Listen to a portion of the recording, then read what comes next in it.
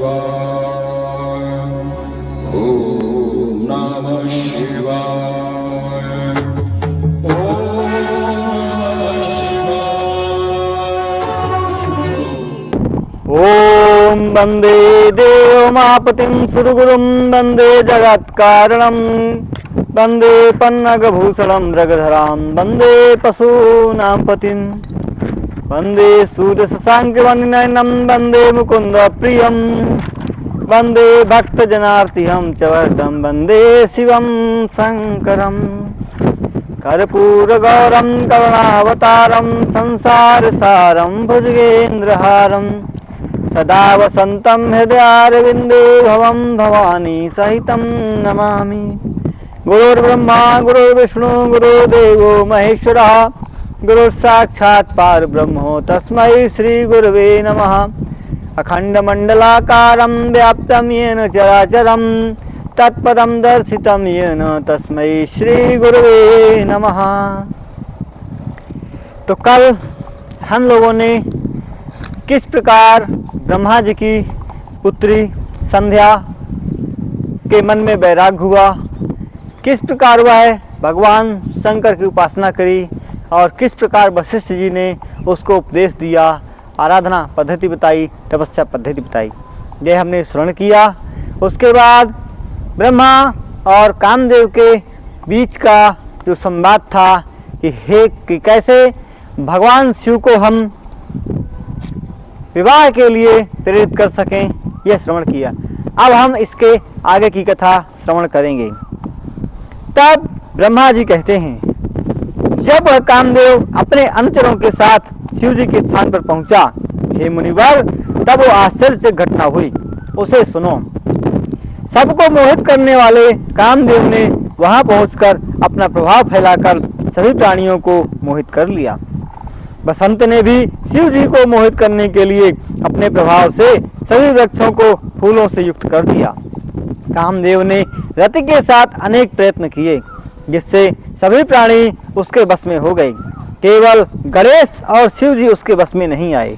बसंत सहित कामदेव के जब सभी प्रयास व्यर्थ हो गए, तब वह घमंड रहित होकर लौटकर अपने स्थान को चला गया। अहंकार रहित उदासीन वह कामदेव मुझ ब्रह्मा को प्रणाम कर गदगद स्वर में कहने लगा। तब कामदेव जी कहता है, हे ब्रह्मा जी, योग में तत्पर शिव जी को मोहित कर पाना कठिन है। शिव जी को मोहित करने की शक्ति ना मुझ में और ना किसी में है। हे ब्रह्मा जी, मैंने अपने मित्र बसंत तथा रति के साथ शिव जी को मोहित करने के अनेक उपाय किए, किंतु वे सब व्यर्थ गए। हे ब्रह्मा जी, हम लोगों ने शिव जी को मोहित करने के लिए जो जो उपाय किए, उन्हें मैं आपसे कह रहा हूँ, आप सुनिए। जब शिव जी समाधि धारण कर अपने आसन पर बैठे, उस समय शीतल तथा सुगंधित अत्यंत वेगवान वायु से सबको प्रतिदिन मोहित करने वाले मैंने शिव जी को बड़े प्रयत्न से समाधि से विचलित करा देना चाहा। अपने पांचों बाणों तथा धनुष को लेकर मैं शिव जी के गणों को मोहित करने लगा। मेरे प्रवेश करने मात्र से सभी प्राणी मेरे वशीभूत हो गए, किंतु शिव जी तथा उनके गणों पर कोई प्रभाव नहीं पड़ा। हे ब्रह्मा जी, जब शिव जी हिमालय पर्वत पर गए, उसी समय मैं रति तथा बसंत को लेकर वहां पहुंचा। जब शिव जी सुमेरु पर्वत पर, नागकेसर पर्वत पर तथा कैलाश पर्वत पर गए, तब मैं उनके पीछे पीछे अपने मित्रों के साथ वहां गया। जब शिव जी ने किसी प्रकार की समाधि नहीं छोड़ी, तब मैंने उनके सामने 2 चक्र बनाए। हे ब्रह्मा जी, तब भावयुक्त भ्रू युगल ने स्त्री पुरुष के क्रम से अनेक प्रकार के उत्तम भावों को प्रकट किया। नलों सहित गणों सहित नीलकंठ महादेव जी के समीप में उपस्थित नवों तथा पक्षियों ने मोहित होकर अपने भाव प्रकट किए। मोर के जोड़े ने काम भाव से उत्सुक होकर शिव जी के सामने अनेक प्रकार के भाव दिखलाए। हे ब्रह्मा जी, मैं सत्य कह रहा हूँ कि शिव जी को मोहित करने के लिए मैंने बाण चलाऊं, ऐसा अवसर मुझे नहीं मिला, अतः उन्हें मोहित करने की शक्ति मुझ में नहीं है। हे महाभाग, मैं सत्य सत्य कह रहा हूँ, बसंत ने भी उन्हें मोहित करने के लिए जो कर्म किया उसे आप सुनिए। चंपक, केसर, बाल, हाउबेर, कारंब, फूल प्रियंगु, पाटल, नागकेसर, पन्नाग, किशंकु, केवड़ा आदि फूलों उत्तम फूलों को मालती, मल्लिका, कुर्बक आदि फूल पत्तियों के समूह को वहां वहां विकसित करा दिया जहां जहां शिव जी रहते हैं। बसंत ने शिव जी के आश्रम के समीप स्थित सरोवरों के कमलों को विकसित कराकर मलय पवन से उन्हें सुगंधित कर दिया। सभी लताएं अंकुरित एवं पुष्पित होकर वृक्षों से लिपट गईं। सुगंधित वायु से विकसित वृक्षों के उस पुष्प समूह को देखकर मुनिजन भी काम पीड़ा से व्याकुल हो गए। इतना होने पर भी मैंने शिव जी के मोहित होने का कोई लक्षण नहीं देखा और न उन्होंने मेरे ऊपर क्रोध ही किया। यह सब देखकर और उनकी भावना को जानकर मैं शिव जी को मोहित करने के प्रण से जिस लिए विमुख हुआ उस कारण को मैं आपसे कहता हूँ। यदि वे समाधि को छोड़कर मुझे देखेंगे तो मैं उनके सामने टिक नहीं सकूंगा। ऐसे शिव जी को कौन मोहित करेगा। जलती हुई अग्नि के सदस्य आंख वाले विकराल जटा राशि को धारण करने वाले तथा त्रिशूलधारी शिव जी के सामने हे ब्रह्मा जी कौन टिक सकता है। तब ब्रह्मा जी कहते हैं, हे कामदेव, तुम्हारी इस बात को सुनकर मैं ब्रह्मा कुछ कहना चाहता हूँ और कह भी नहीं पा रहा हूँ और मैं चिंतित हो गया हूँ। हे मुनिवर, जब कामदेव ने यह कह दिया कि मैं शिव जी को मोहित करने में समर्थ हूँ, यह सब सुनकर दुख के कारण मेरा श्वास चलना ही रुक गया। उसके बाद मेरे श्वास से अनेक रूपों वाले महाबली जीव को उलट पाने वाले अत्यंत डरावने गण पैदा हुए। कोलाहल करने वाले वे असंख्य गण पटर आदि बाजों को बजाने लगे। मेरे श्वास से उत्पन्न वे गण मेरे सामने खड़े होकर मारो काटो कहने लगे। जब वे गण मुझे मारने काटने के लिए तत्पर हो गए, कामदेव जी ब्रह्मा जी से कहने लगे, कामदेव उन गणों को रोककर उन गणों के सामने मुझसे कहा। तब कामदेव कहते हैं, हे ब्रह्मा जी, हे प्रजाओं के स्वामी, संपूर्ण सृष्टि के प्रवर्तक, ये विकराल तथा भयंकर वीर कौन है। ये ब्रह्मा जी ये क्या करेंगे, कहाँ रहेंगे बतलाइए। इनका नाम क्या है, इन्हें काम में लगाइए। इन्हें इनका काम सौंपकर इनका नाम रखकर इनके निवास की व्यवस्था कर। हे देवेश, आप कृपा करके मुझे यथोचित आज्ञा दीजिए। तब ब्रह्मा जी कहते हैं, हे मुनिवर, उसकी इस बात को सुनकर संसार की सृष्टि करने वाला मैं उनके कर्म आदि का निर्देश करता हुआ बोला। ब्रह्मा जी ने कहा, इन्होंने पैदा होते ही मारे मारे ऐसा बार बार कहा, अतः इनका नाम मार ही होगा। जो इनकी पूजा नहीं करेंगे, ऐसे कामी पुरुषों में के प्रत्येक कार्य में ये गण सदैव विघ्न किया करेंगे। हे कामदेव, तुम्हारे पीछे चलना इनका कार्य होगा और ये सदैव तुम्हारे सहायक होंगे। आप अपने कार्य की सिद्धि के लिए जहाँ जहाँ जाएंगे, ये वहाँ वहाँ सहायता के लिए आपके साथ जाएंगे। तुम्हारे अस्त्र के वश में रहने वालों के मन में ये भ्रम पैदा करेंगे और ज्ञानियों के ज्ञान मार्ग में सदा विघ्न डाला करेंगे। हे ब्रह्मा जी कहते हैं, हे मुनिवर, मेरे इन वचनों को सुनकर रति के साथ वह कामदेव कुछ प्रसन्न हुआ। वे सभी गण मेरी बात को सुनकर कामदेव और मुझे घेर कर अपनी इच्छा के अनुसार स्वाभाविक रूप से वहां बैठ गए। उसके बाद ब्रह्मा जी ने प्रेम पूर्वक कामदेव से कहा, तुम मेरी आज्ञा से इनको साथ लेकर पुनः शिव जी को मोहित करने के लिए जाओ। तुम मार गणों के साथ मन लगाकर ऐसा प्रयत्न करो कि जिससे शिव जी के मन में स्त्री प्राप्ति की इच्छा उत्पन्न हो जाए।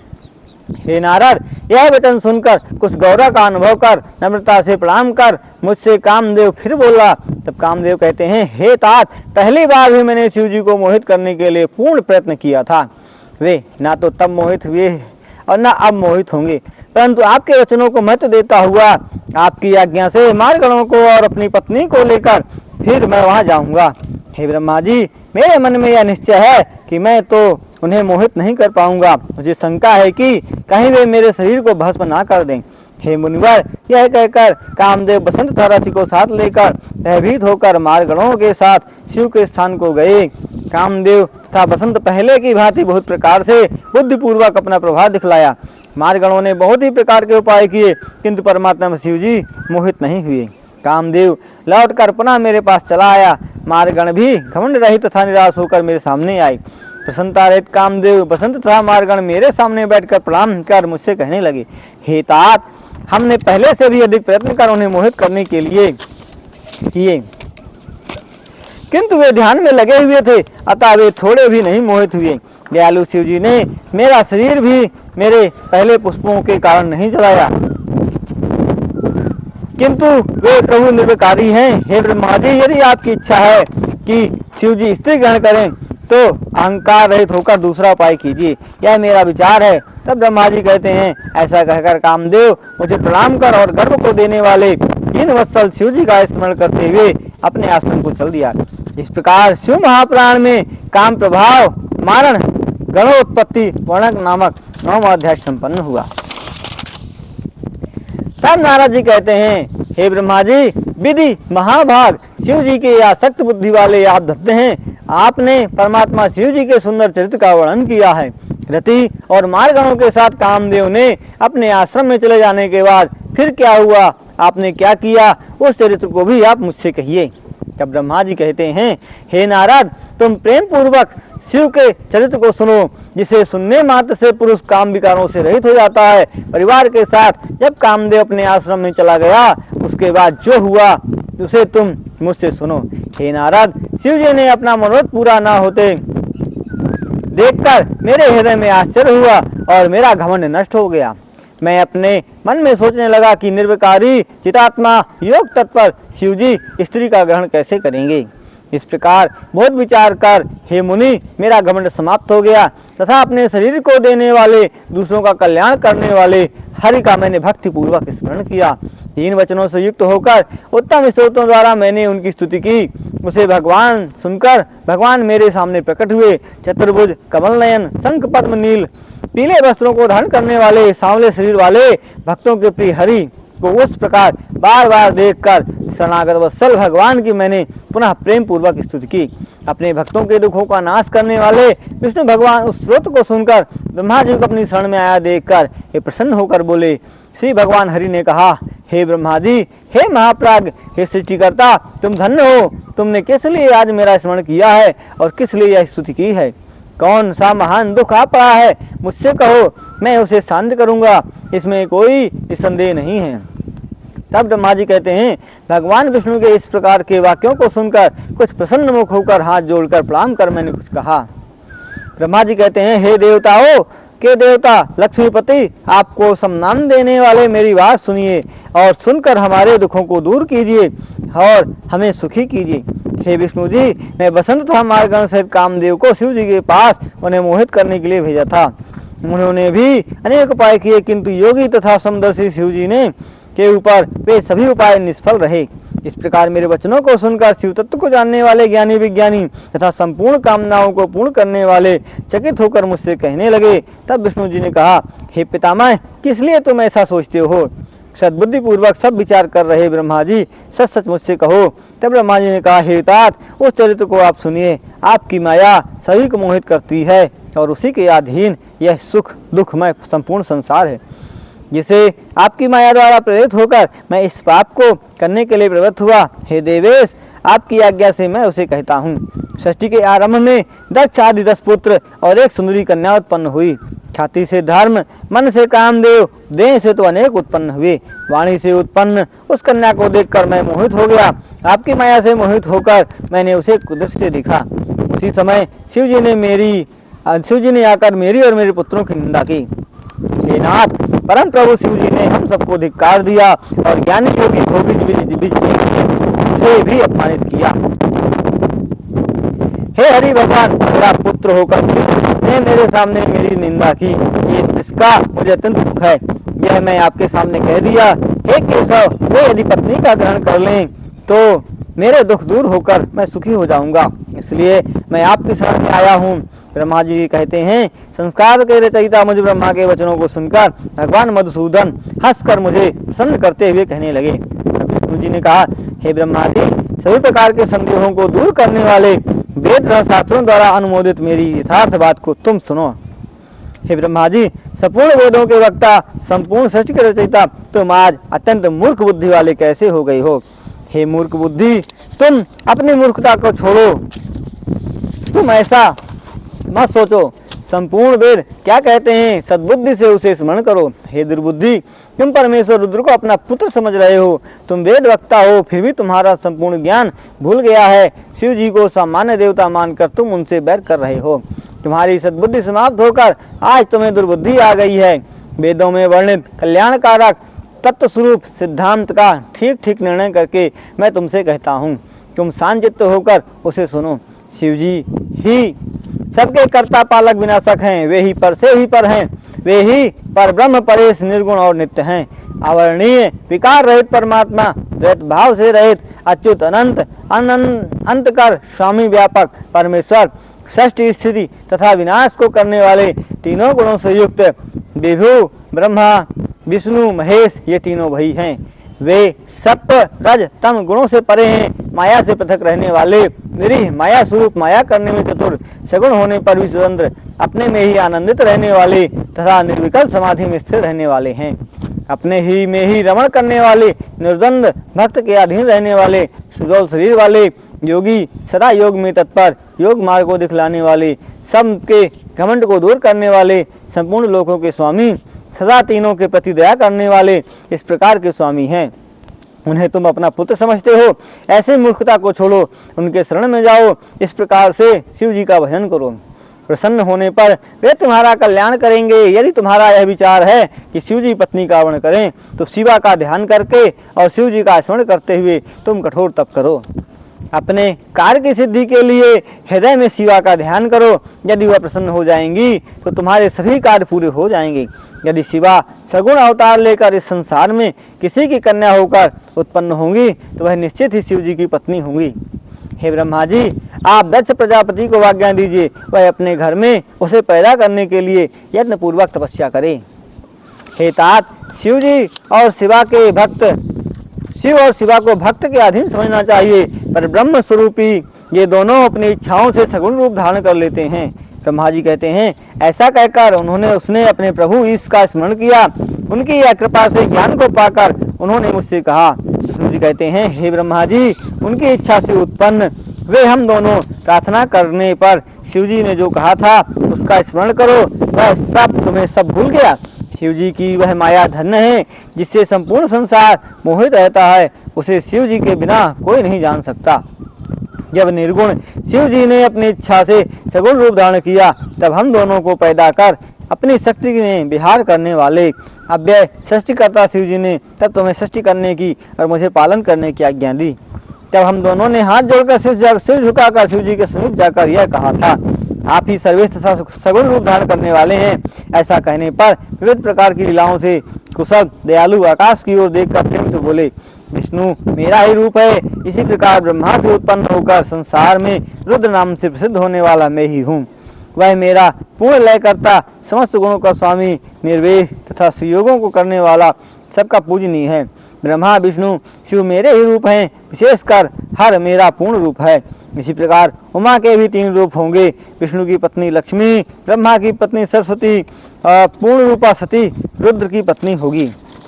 विष्णु जी ने कहा, इतना कहकर सब पर कृपा करके शिव जी अंतर्ध्यान हो गए। उसके बाद हम भी सुखी होकर अपने अपने कार्यों में लग गए। हे ब्रह्मा जी, कुछ समय बाद हम दोनों स्त्री सहित हो गए। शिव जी ने रुद्र के नाम से कैलाश में उतार लिया। हे प्रजेश्वर, अब तुम उनके उत्पन्न होने का प्रयत्न करो, जिससे शिवा नामक सती का जन्म हो। अत्यंत दया के साथ विष्णु जी इतना कहकर अंतर्ध्यान हो गए। तब मैं अहंकार से युक्त होकर प्रसन्न हुआ। इस प्रकार शिव महापुराण के अंतर्गत रुद्र संहिता में ब्रह्मा विष्णु संवाद नामक 10वां अध्याय संपन्न हुआ। तब नारद जी कहते हैं, हे तात, हे महाप्राज्ञ, बोलने वालों में कुशल, हे विधि, हे ब्रह्मा जी, विष्णु भगवान के अंतर्ध्यान हो जाने के बाद क्या हुआ और आपने क्या किया? ब्रह्मा जी कहते हैं, हे उत्तम ब्राह्मण के पुत्र, विष्णु के चले जाने पर जो मैंने किया तुम उसे सावधानी से सुनो। विद्या अविद्या स्वरूप शुद्ध पर ब्रह्म स्वरूपिणी संसार को धारण करने वाली शिव जी की प्रिया दुर्गा जी की मैं सदा स्तुति करने लगा, जो सर्वत्र व्याप्त है, नित्य निरालंब निराकुल, स्थूल से विस्थूल रूप वाली और रूप रहे 3 देवताओं की माता स्वरूप उस देवी को नमस्कार है। तुम चैतन्य स्वरूप परमानंद तथा परमात्मा स्वरूप हो। हे देवेशी, आप मेरे ऊपर प्रसन्न होइए, मेरे कार्य कीजिए, आपके लिए नमस्कार है। हे मुनिवर, इस प्रकार मैंने द्वारा स्तुति करने पर वही योग निद्रा चंडिका मेरे प्रत्यक्ष प्रकट हो गई। स्कंद अंजन के सदस्य कांति वाली सुंदर रूप, दिव्य चतुर्भुज, सिंह पर स्थित, उत्तम हाथों वाली, मुक्तामणि से युक्त बालों वाली, शरद चंद्र के समान मुख वाली, शुभ चंद्रमा जिसके माथे पर है, 3 नेत्रों वाली, संपूर्ण अंग सुंदर कमल के समान नखों की कांति वाली। हे मुनिवर, उस शिव जी की शक्ति उमा देवी के सामने देखकर मैं उन्हें प्रणाम कर स्तुति करने लगा। संसार की प्रवृत्ति, निवृत्ति तथा स्थित रूप को धारण करने वाली चर अचर की शक्ति रूप सनातनी तथा सबको मोहित करने वाली आपको नमस्कार है, जो लक्ष्मी सदा भगवान विष्णु जी की मूर्ति की माला के समान है, जो संसार का पालन करती है, जो सबकी रक्षा करती है, जो पहले सृष्टि करती है, जो महेशी होकर अपने गुणों से तीनों का विनाश करती है, जो योगियों की भी पूज्य है, सुंदर है, जो परमाणुओं का सार है, उस आपको नमस्कार है। यह हमारी देवताओं तथा योगियों के पवित्र हृदयों में विराजमान, जिसे योगी पुरुष ध्यान मग्न होकर देख पाते हैं, प्रकाश तथा शुद्धि से युक्त, मोह रहित, विविध प्रकार के अवलंबों से युक्त यह विद्या रूप आप ही हैं। कूट में स्थित अव्यक्त तथा अनेक रूपों को धारण करने वाली आप ही हैं। निश्चय रूप से आप सभी प्राणियों में नित्य गुणों से युक्त विकार के बीज को आप ही प्रकट करती हैं। आप ही सत्य रज तम इन तीनों गुणों के कारण हो, उससे भी परे भी आप ही हो। सत्य रज तम इन गुणों के विकार से आप रहित हैं, आप कोई अन्य नहीं हैं। आप संसार के गुणों के एक कारण ब्रह्मा के अंतःकरण में प्रविष्ट होकर जगत की सृष्टि, रक्षा तथा विनाश करती हैं। आप संपूर्ण संसार के बीज रूप हैं, ज्ञेय तथा ज्ञान की भूति हैं। सदैव संसार का हित करने वाली शिव पत्नी आपको नमस्कार है। मेरी इन बातों को सुनकर संसार की पूज्य काली जी मुझ ब्रह्मा से प्रेम पूर्वक बोली, हे ब्रह्मा जी, आपने किस लिए मेरी स्तुति की? यदि वह कहने योग्य हो तो शीघ्र मुझसे कहिए। मेरे प्रत्यक्ष हो जाने पर कार्य की सिद्धि निश्चित है, इसलिए तुम अपने इच्छित कार्य को कहो, जिसे मैं तुमसे प्रेरित होकर करूंगी। हे देवी महेशानी, मेरे ऊपर कृपा कर आप सुनिए। हे सब कुछ के जानने वाली, आपकी आज्ञा से मैं मनोरथ को कहता हूँ। हे देवेशी, जो आपके पति पहले मेरे मस्तक से उत्पन्न हुए थे, वे रुद्र नाम के योगी शिव इस समय कैलाश में विराजमान हैं। वे भूतेश अकेले ही निर्विकल्प समाधि लगाकर तपस्या कर रहे हैं। वे स्त्री रहित तथा निर्विकार हैं। वे पत्नी को नहीं चाहते। हे सती, आप उन्हें मोहित कीजिए, जिससे वे दूसरे की ओर देखें। उनके लिए आप मनोहर दूसरी कोई नहीं हो सकती। हे शिवा, इसलिए आप इसी रूप से शिव जी के चित्त को मोहित करने वाली दक्ष की कन्या होकर शिव जी की पत्नी हो जाइए। जिस प्रकार आप लक्ष्मी का स्वरूप धारण कर विष्णु को प्रसन्न करती हैं, उसी प्रकार संसार के कल्याण के लिए यह भी कीजिए। हे देवी, कांता की अभिलाषा मात्र को देखकर जिस शिव जी ने मेरी निंदा की, वे अपनी इच्छा से कैसे स्त्री का वर्ण करेंगे? हे भगवान शिव जी, जब पत्नी का ग्रहण कर लेंगे फिर भी उत्तम सृष्टि कैसे होगी, क्योंकि वे तीनों अवस्थाओं में वैरागी हैं। इस प्रकार चिंता से युक्त मेरा आपके अतिरिक्त कोई दूसरा हितकारक नहीं है, इसलिए संसार के हित के लिए मैंने आपसे पूछा, आप उसे कीजिए। उन्हें लक्ष्मी, विष्णु, कामदेव और ना ही मैं ही मोहित कर सका। इस संसार की माता, इस कार्य में आपके अतिरिक्त कोई समर्थ नहीं है। हे महेश्वरी, इसलिए आप दिव्य रूप वाली दक्ष की कन्या होकर मेरी भक्ति से योगी महेश्वर को मोहित कर उनकी स्त्री हो जाओ। हे देवेशी, क्षीर समुद्र के उत्तर तट पर बैठकर दंडवत होकर आपको प्राप्त करने की इच्छा से दक्ष प्रजापति तप कर रहे हैं। मेरे इन वचनों को सुनकर उस समय शिवा चिंतित होकर बोली और अपने मन में आश्चर्य से सोचने लगी। तब देवी कहती हैं, यह बहुत बड़ा आश्चर्य है कि वेद के वक्ता, सृष्टिकर्ता, विधाता महाज्ञान से युक्त होकर क्या कह रहे हैं। यह दुख का कारण माँ महामोह ब्रह्मा के हृदय में उत्पन्न हुआ है, जिससे निर्विकार शिव जी को मोहित करना चाहते हैं। महादेव जी को मोहित करने में का वरदान ब्रह्मा जी मुझसे चाहते हैं। निर्मोह तथा निर्विकल्प पूर्ण अवतार रूपी भक्तों के उद्धार के लिए करने वाले स्वतंत्र परमेश्वर रुद्र नामक शिव हुए हैं। वे हरि तथा विधि के स्वामी शिव की चीख से कम नहीं हैं। वे योगी माया से रहित, माया के स्वामी पर से भी पर हैं। ब्रह्मा उन्हें सामान्य देवता की भांति अपना पुत्र समझकर स्वयं अज्ञान से मोहित होकर उन्हें मोहित करना चाहते हैं। यदि मैं वरदान ना दूं तो वेद की नीति भ्रष्ट हो जाएगी। मैं क्या करूं जिससे वे स्वामी महेश्वर मेरे ऊपर क्रुद्ध ना हों। ब्रह्मा जी कहते हैं, इस प्रकार विचार कर शिवा ने मन से शिव जी का स्मरण किया। शिव जी की आज्ञा को पाकर उसके बाद दुर्गा ने मुझसे कहा। दुर्गा जी कहती हैं, हे ब्रह्मा जी, आपने जो कुछ कहा वह सब सत्य है। मेरे अतिरिक्त शिव जी को मोहित करने वाली संसार में और कोई नहीं है। आपने यह सत्य कहा है कि जब तक शिव जी स्त्री का ग्रहण नहीं करेंगे तब तक सनातन सृष्टि नहीं होगी। मैं भी उस महाप्रभु को मोहित करने में समर्थ नहीं थी, किंतु आपके कहने से मेरे मन में दूना उत्साह उत्पन्न हो गया है। हे ब्रह्मा जी, अब मैं वह उपाय करूंगी जिससे शिव जी मोहित होकर स्वयं स्त्री का ग्रहण करें। जिस प्रकार लक्ष्मी जी विष्णु जी की प्रिया हैं, उसी प्रकार मैं सती का रूप धारण कर शिव जी के बस में सदा रहूंगी। हे ब्रह्मा जी, जिस प्रकार वे सदा मेरे बस में रहा करें, मैं उनकी कृपा से वैसा ही प्रयत्न करूंगी। हे ब्रह्मा जी, दक्ष प्रजापति की स्त्री के गर्भ से सती नाम से जन्म लेकर मैं अपनी लीला से शिव जी का सम्मान करूंगी। जिस प्रकार संसार में दूसरे प्राणी अपनी स्त्री के बस में रहते हैं, उसी प्रकार मेरी भक्ति से शिव जी मेरे बस में रहेंगे।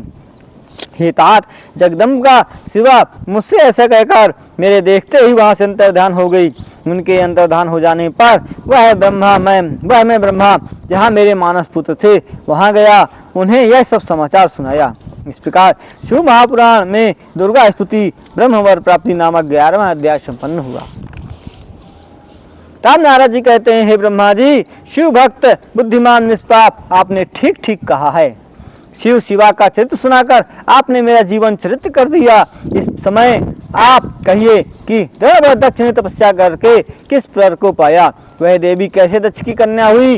ब्रह्मा जी कहते हैं, हे नारद जी, आप सभी मुनियों में भक्ति के कारण धन्य हैं कि जिस प्रकार दक्ष ने तप किया और जैसा उन्होंने वर पाया, मेरी आज्ञा से विद्वान दक्ष उस कार्य की सिद्धि के लिए जगदम्बा की उपासना करने के लिए गए। क्षीर समुद्र के उत्तर तट पर उस देवी को मन में धारण कर जगदम्बिका का दर्शन करने की इच्छा से वे तपस्या करने लगे। हितात्मा और दंडव्रत दक्ष ने 3000 दिव्य वर्षों तक तपस्या की।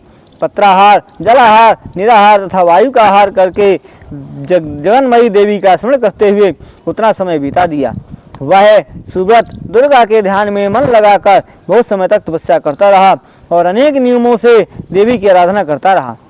हे मुनिवर, इस प्रकार नियम पूर्वक जगदम्बा की पूजा करते हुए दक्ष प्रजापति के सामने शिवा प्रत्यक्ष हो गई। तदंतर जगन्मयी जगदम्बा को देखकर दक्ष प्रजापति ने अपने को सफल मनोरथ समझा।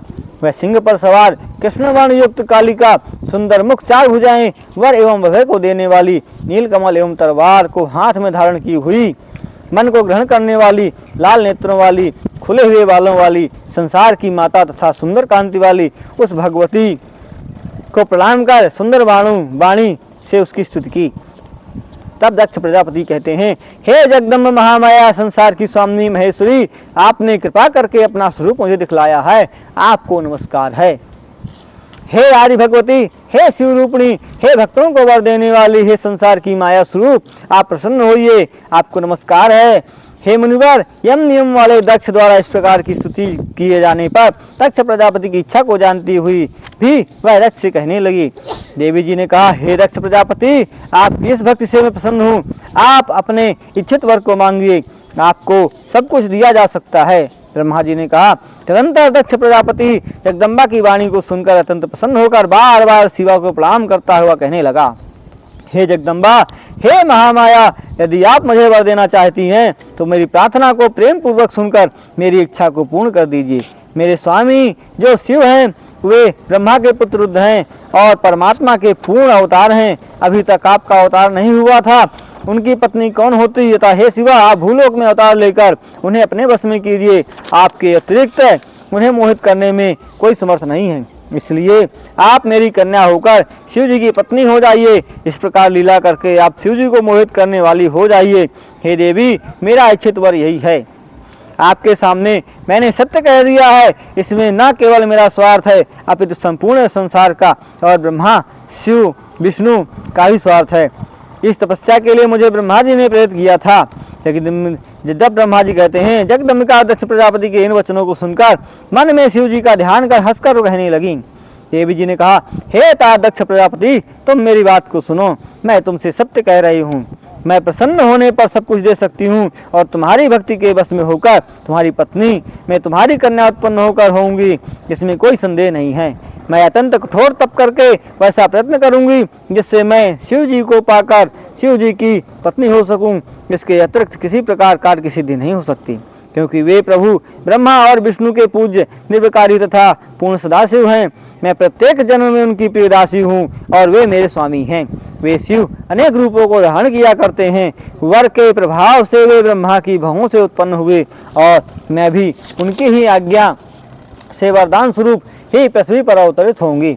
हे तात, तुम घर जाओ मैंने दूतिका को आदेश दे दिया है, अब मैं तुम्हारी कन्या के रूप में जन्म लेकर शिव पत्नी बनूंगी। इस प्रकार दक्ष प्रजापति से अच्छी बातें कहकर मन में शिव जी की आज्ञा पाकर शिव जी के चरण कमलों का ध्यान करके उस देवी ने पुनः कहा, हे दक्ष प्रजापति, परंतु आपको मेरे प्रण को हृदय से याद रखना होगा।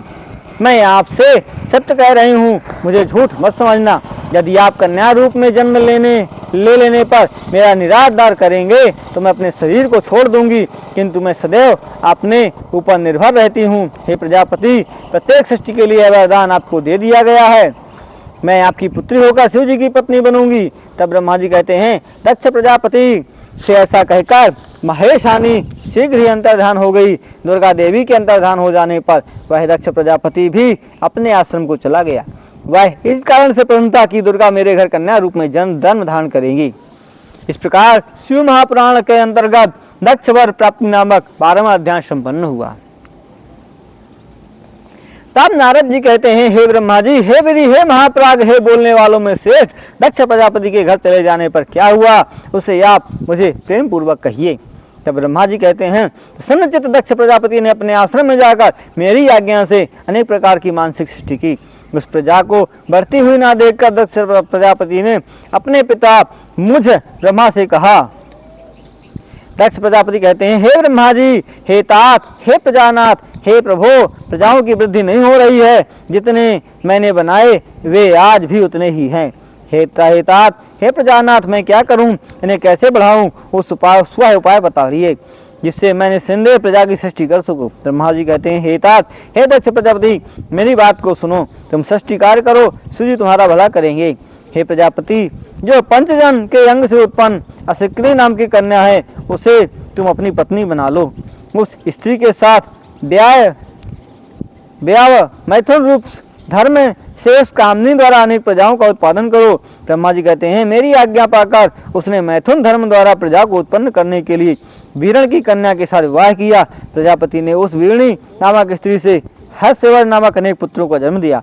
हे मुनिवर, वे सभी पिता के समान शील स्वभाव वाले थे, पिता की भक्ति में तत्पर, वेदोक्त मार्ग पर चलने वाले थे। हे तात, वे सब दक्ष प्रजापति के पुत्र पिता की आज्ञा से प्रजा को उत्पन्न करने के लिए पश्चिम दिशा को गए। वहाँ एक अत्यंत पवित्र नारायण सर नामक तीर्थ है, जहाँ सिंधु और समुद्र का संगम हुआ है। उसके जल का स्पर्श करते ही वे सब निर्मल बुद्धि होकर मलासियों से युक्त होकर पारम हंस धर्म में तत्पर हो गए। पिता के आदेश से बंधे हुए दंडवत वाले उन दक्ष के पुत्रों ने वहां जाकर तपस्या की।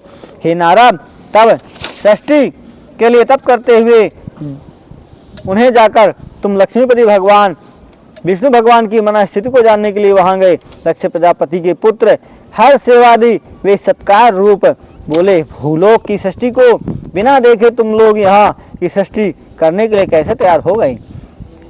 तब हैवर्ष आदि सावधानी होकर तुम्हारी बात को सुनकर षष्ठी को उत्पन्न करने के संबंध में स्वयं विचार करने लगे। निर्वृत्ति मार्ग का उपदेश देने वाले पिता के उपदेश को जो नहीं जानता वह गुण रहित षष्ठी को कैसे कर सकता है। सद्बुद्धि करने के संबंध में सद्बुद्धि तथा समान विचार करने वाले पुत्रों ने यह निश्चय किया कि प्रवृत्ति मार्ग से निवृत्ति मार्ग ही उत्तम है। तदंतर वे अपने पिता को प्रणाम कर और उनकी परिक्रमा कर ऐसे मार्ग की ओर गए जहाँ वे इस संसार से लौटकर ना आ सकें, अर्थात उन्होंने सृष्टि करना छोड़कर निवृत्ति मार्ग अपना लिया। हे नारद, तुम शिव जी के मन हो, संपूर्ण लोकों में घूमने वाले निर्विकारी हो, शिव जी की इच्छा से के अनुसार चलने वाले हो। उसके बाद बहुत समय बीतने पर मेरे पुत्र दक्ष प्रजापति ने हर्ष स्वादि पुत्रों का नाश जानकर वे नारद के प्रति क्रुद्ध हुए और बार बार कहने लगे कि तुम अच्छी संतानों वाले हो। इस प्रकार शिव जी की माया से मोहित हुआ दक्ष प्रजापति अत्यंत सोच करने लगे। तब मैंने आकर अपने पुत्र दक्ष को देव की गति प्रबल होती है इत्यादि कहकर बहुत शांत किया। उसके बाद मेरे द्वारा शांत किए हुए दक्ष ने पंच जनी से सबलाश नामक हजारों पुत्र पैदा किए। विविध दंडवत वाले पुत्र पिता का आदेश पाकर प्रजा की सृष्टि करने के लिए वहां चले गए, जहाँ उनके पहले हर्ष आदि भाई गए थे। उस उत्तम सरोवर के जल का स्पर्श करते ही उसके समस्त पाप नष्ट होकर वे निर्मल अंतःकरण वाले हो गए। तदंतर उन तपस्वियों ने ब्रह्मा का जप करते हुए बहुत समय तक तप किया। शिव जी की गति का स्मरण कर उन्हें प्रजा की रचना में तत्पर जानकर नारद जी वहाँ जाकर पहले की भांति उनसे भी कहा, हे मुनि, हे अमोघ दर्शन, हे भाई, मुझे वह मार्ग बतलाइए जिससे मैं ऊर्ध्व गति को जा सकूं। उसके यह पूछने पर नारद जी ने इन्हें भी व्यक्ति के मार्ग में निर्देश किया। तब दक्ष प्रजापति के ये पुत्र भी अपने पूर्वजों भाइयों के मार्ग पर चल दिए। वह मेरा पुत्र दक्ष प्रजापति अनेक उत्पातों को देखकर मन में दुखी हुआ, आश्चर्यचकित हो गया। पहले की भांति तुम्हारे किए कर्म को सुनकर दक्ष आश्चर्यचकित हुए और पुत्रों के न्यास के कारण शोक करके मूर्छित हो गए। क्रुद्ध होकर दक्ष ने तुमसे कहा कि यह दुष्ट है। उसी समय भाग्य कृपा करने वाले तुम आ गए। शोक और क्रोध के कारण जिनके ऊँट कांप रहे थे, ऐसे दक्ष ने उनके सामने धिक्कारते हुए तुम्हारी निंदा की। हे अधमाधम, यह तूने क्या किया? हे भिक्षुक, मेरे पुत्रों को तूने यह विरक्ति का मार्ग दिखलाया, यह तूने अच्छा नहीं किया। तुम निर्दयी सठ मेरे पुत्रों को दोनों लोकों में 3 प्रकार के ऋणों से ऋणी बना दिया तथा इनके से मार्ग को बिगाड़ दिया। हे मनुष्य, 3 ऋणों को चुकाए बिना घर से जाकर माता पिता को छोड़कर सन्यासी हो जाता है, वह मोक्ष को चाहता हुआ भी अधोगति को प्राप्त होता है। तुम निर्दयी, निर्लज्ज तथा यश का नाश करने वाले हो। तुमने मेरे पुत्रों की बुद्धि का भेदन किया। हे मूर्ख, तू हरि के पार्षदों के बीच व्यर्थ में घूमता है। हे नीच, तूने बार बार मेरा हित किया, इसलिए किसी भी लोक में घूमते हुए तुम्हारा पैर स्थिर नहीं रहेगा। शिव जी की माया से मोहित होकर और ईश्वर की इच्छा को न जानकर दक्ष प्रजापति ने सज्जनों के आदरणीय तुम्हें शोक से संपत्त होकर साप दे डाला। हे मुनिवर, निर्बल बुद्धि वाले अपने उस साप को स्वीकार कर लिया। ब्रह्मज्ञानी साधु इसी प्रकार दूसरों का अपकार को सहन कर लेते हैं। शिव महापुराण में दक्ष प्रजापति नारद साप वर्णन नामक 13वां अध्याय संपन्न हुआ। तब ब्रह्मा जी कहते हैं, हे देवर्षि, समस्त लोगों का पितामह मैं प्रेम पूर्वक उस देव चरित्र को जानने के लिए वहां पहुंचा।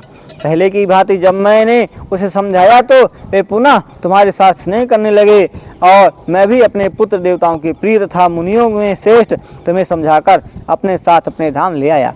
उसके बाद मेरे द्वारा समझाने पर दक्ष प्रजापति ने अपनी स्त्री से 60 स्वरूप कन्याओं को पैदा किया। हे मुनिवर, उन्होंने सावधान होकर उन कन्याओं का विवाह धर्म आदि से कराया। उस प्रसंग को सुनो, मैं प्रसन्नता से कह रहा हूँ। दक्ष ने विधि पूर्वक 10 कन्याएं धर्म को दी, 13 कन्याएं कश्यप मुनि को दी, 27 कन्याएं चंद्रमा को दी, भूतांगिरस तथा कृषौस्त्र मुनियों को 2-2 कन्याएं दी, शेष 6 कन्याएं गरुण को षष्ठी करने के लिए दी। उनमें से 3 लोग पूर्ण हो गए। विस्तार के भय से अधिक नहीं कहता। कोई शिवा को सब में बड़ी कहते हैं और कोई बीच में उत्पन्न हुई कहते हैं। कुछ पुराण वेत्ता उसे सबसे अंत में उत्पन्न हुई मानते हैं। कल्प भेद में ये तीनों मत सत्य हैं। कन्या की उत्पत्ति होने के बाद पत्नी सहित दक्ष प्रजापति ने प्रसन्न होकर उस जगदम्बिका को अपने मन में धारण किया और गदगद वाणी से प्रेम पूर्वक तथा विनम्र होकर बार बार नमस्कार करके भगवती की स्तुति की। तब देवी ने प्रसन्न होकर और मन में विचार कर अपनी प्रतिज्ञा को पूरा करने के लिए बीड़ी में इस प्रकार अवतार लिया। उसके बाद जब जगदम्बिका ने दक्ष के मन में भी निवास कर तो वह अत्यंत सुंदर दिखाई देने लगी।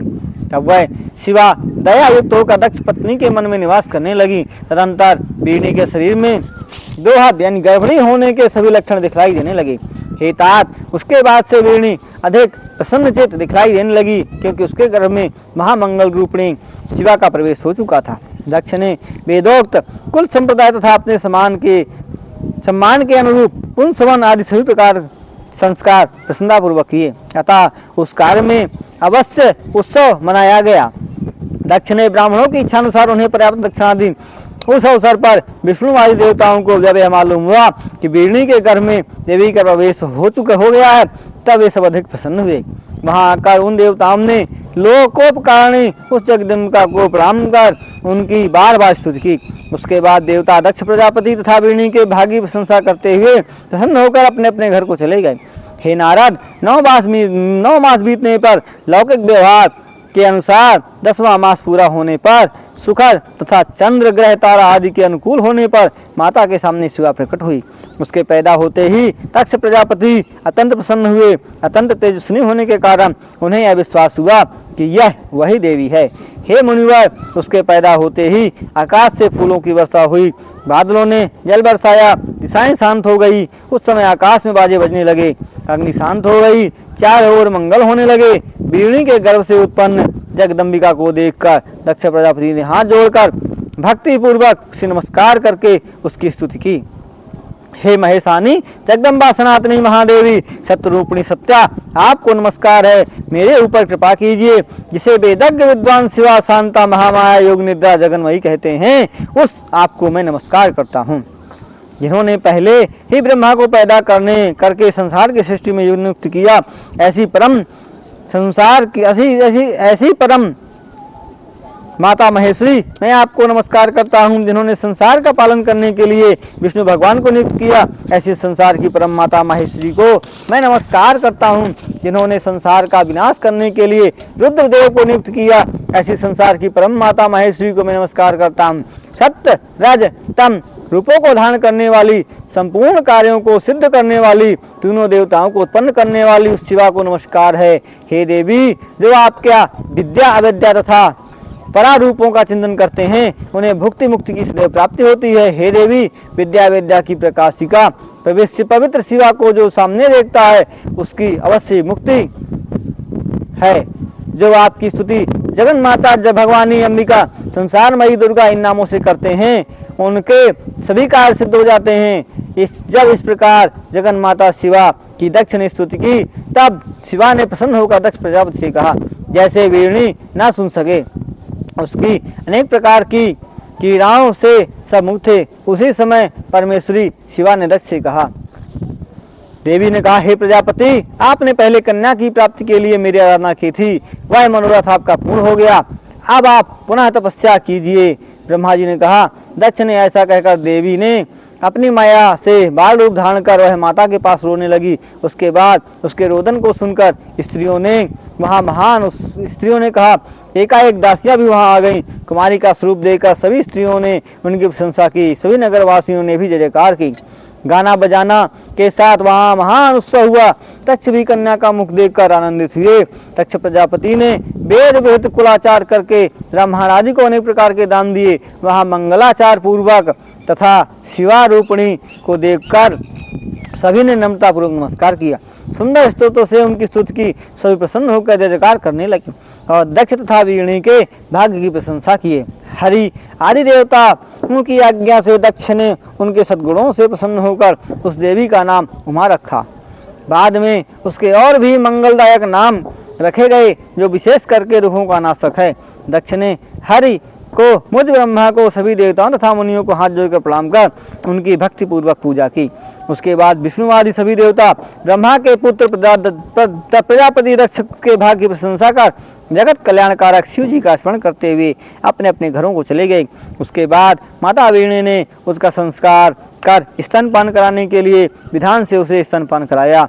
दक्ष और वीणी ने विधिवत उसका लालन पालन किया, अतः वह शुक्ल पक्ष के चंद्रमा के समान बढ़ने लगी। हे ब्राह्मण शेष, उसने बचपन में ही समस्त सद्गुणों ने उस प्रकार प्रवेश कर लिया जिस प्रकार चंद्रमा में उसके मनोहर कलाएं प्रवेश कर जाती हैं। सखियों के साथ खेल करती हुई वह सदैव स्वाभाविक रूप से बार बार शिव जी की मूर्तियों की रचना किया करती थी। जब शिवा बचपन में अपनी अवस्था के अनुसार गीत गाया करती थी, तब वह कामदेव को दंडित करने वाले स्थाणु हर रुद्र का स्मरण करती थी। दक्ष और वीणी का प्रतिदिन उसके प्रति बार बार प्रेम बढ़ता गया, क्योंकि वह बचपन में ही शिव भक्त थी। सभी प्रकार के बाल्यकालोचित गुणों का अतिक्रमण करने वाली गृह कार्य में कुशल वह उमा अपने माता पिता को प्रतिदिन बार बार प्रसन्न करने लगी। इस प्रकार शिव महापुराण में सती जन्म बाल लीला वर्णन नामक 14वां अध्याय संपन्न हुआ। वंदे देव उमापतिं सुरगुरुं वंदे जगत कारणं वंदे पन्नग भूषणं मृगधरां वंदे पशूनां पतिं वंदे सूर्य शशांकि वन्यनयनं वंदे मुकुंद प्रियं वंदे भक्तजनार्तिहं च वरदं वंदे शिवं शंकरं कर्पूरगौरं करुणावतारं संसारसारं भुजगेन्द्रहारं सदा वसन्तं हृदयारविन्दे भवं भवानी सहितं नमामि गुरुर्ब्रह्मा गुरुर्विष्णु गुरुदेवो महेश्वरः गुरु साक्षात् परब्रह्म तस्मै श्री गुरुवे नमः। तस्मै श्री गुरुवे नमः। ओम नमः पार्वती पतये हर हर महादेव हर। तो दोस्तों, इस प्रकार अभी हमारा चल रहा है स्वाध्याय शिव महापुराण के अंतर्गत, जिसमें आज आपने सत्य जन्म की पवन पावन कथा सुनी। आप देख सकते हैं मेरे पीछे माँ पतत पावनी क्षिप्रा माँ बह रही है, जो उज्जैन महाकालेश्वर मंदिर होकर के चंबल नदी में मिलती है। यहाँ पर साक्षात भगवान शंकर का बहुत ही सुंदर मंदिर बना हुआ है और यहाँ पर मेरी पंचध्वनि साधना चल रही है, जिस कारण मेरी अभी यात्रा का विश्राम 41 दिन के लिए यहाँ पर है। जैसे ही मेरी अनुष्ठान साधना खत्म होगी, वैसे ही मेरी यात्रा आगे की ओर बढ़ेगी। तो मेरे साथ शिव महापुराण का स्वाध्याय श्रवण करने के लिए मेरे YouTube चैनल को फॉलो कीजिए, सब्सक्राइब कीजिए, बेल आइकन को दबाइए, ताकि मेरे जो लेटेस्ट वीडियो हैं वो ज़रूर आपके पास पहुंच सकें और लोगों तक भी पहुंचाइए। मेरी 41 दिवस की पंचध्वनि साधना को भी आप लोगों तक पहुंचाइए, ताकि लोगों को जानकारी हो सके कि साधनाएं किस प्रकार कैसी कैसी होती हैं। जैसे एक साधना के विषय हमने कल श्रवण किया था। संध्या को वशिष्ठ जी ने एक साधना बतलाई थी, एक मंत्र बतलाया था, जिसको जप करके, जिसकी विधि को पूर्ण करके वह भगवान शिव को प्रसन्न करके और अपने आप को उसने कृतार्थ किया, अपने जन्म को सफल किया। हमें कहीं दूसरे की बताई हुई किसी भी साधना, किसी भी मंत्र जाप को करने की आवश्यकता नहीं है, क्योंकि हमारे शास्त्रों में ही इतनी सारी जानकारियां हैं, इतनी सारी विधियां हैं कि हमें दूसरे पाखंडी लोगों के पास जाने की जरूरत नहीं है। कोई कहता है ये करना चाहिए, कोई कहता है ये करना चाहिए। आप लोग खुद किसी भी शास्त्र को लेकर, चाहे शिव पुराण हो, चाहे रामायण हो, चाहे विष्णु पुराण हो, चाहे गरुड़ पुराण हो, चाहे स्कंद पुराण हो, कोई भी पुराण हो या कोई भी शास्त्र हो, चाहे उपनिषद हो, सब में कोई न कोई विधि कही गई है। तो आप अपने इष्ट के अनुसार उस विधि का चयन कर और उस शास्त्र की आज्ञा लेकर के आप उस विधि को करके अपनी भक्ति को आगे बढ़ा सकते हैं। इसी के साथ ओम नमः शिवाय, हर हर महादेव, हर हर महादेव।